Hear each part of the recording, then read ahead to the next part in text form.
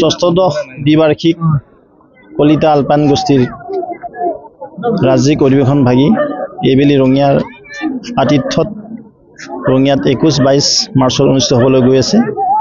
সেই নিমিত্তে আজি কলিতা আলপাইন গোষ্ঠীৰ সন্মানীয় সভাপতি সম্পাদক বিষয়ববীয়াসকল লগতে আমাৰ যিখন ইয়াত অধিৱেশন হ'বলৈ গৈ আছে এই অধিৱেশন ভাগি সৰ্বাংগ সুন্দৰ কাৰণে আৰু সৰ্বাংগ সুন্দৰভাৱে সমাপন কৰাৰ কাৰণে এখন উচ্চস্তৰীয় RC অৰ্থাৎ ৰিচিপশ্যন কমিটি অভ্যৰ্থনা সমিতি গঠন কৰা হৈছিলে।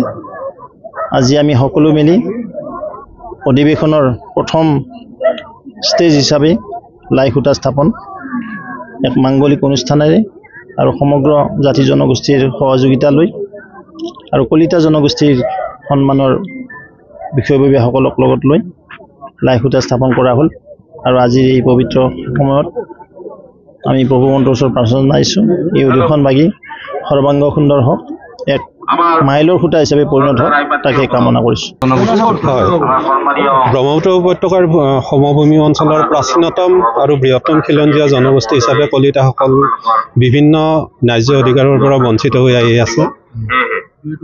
সংৰক্ষণ গোষ্ঠীভিত্তিক সংৰক্ষণ ব্যৱস্থাৰ যোগেদি আমাৰ জনগোষ্ঠীটোক প্ৰজন্মে পংগু কৰি অহা হৈছে আৰু এই অন্যায়ৰ বিৰুদ্ধে সংঘবদ্ধ কৰাৰ বাবে জনগোষ্ঠীটো সদৌ অসম কলিতা আলপাইন জনগোষ্ঠীয়ে বিগত 38 বছৰে কাম কৰি আহিছে আৰু তাৰে এক বৃহৎ পদক্ষেপ আগন্তুক ষষ্ঠদশ দ্বিবাৰ্ষিক ৰঙিয়া অধিৱেশন হ'ব, যি অধিৱেশন মাৰ্চ মাহৰ 21-22-23 তাৰিখে 3 দিনীয়া কাৰ্যসূচীৰে অনুষ্ঠিত হ'বলৈ গৈ আছে।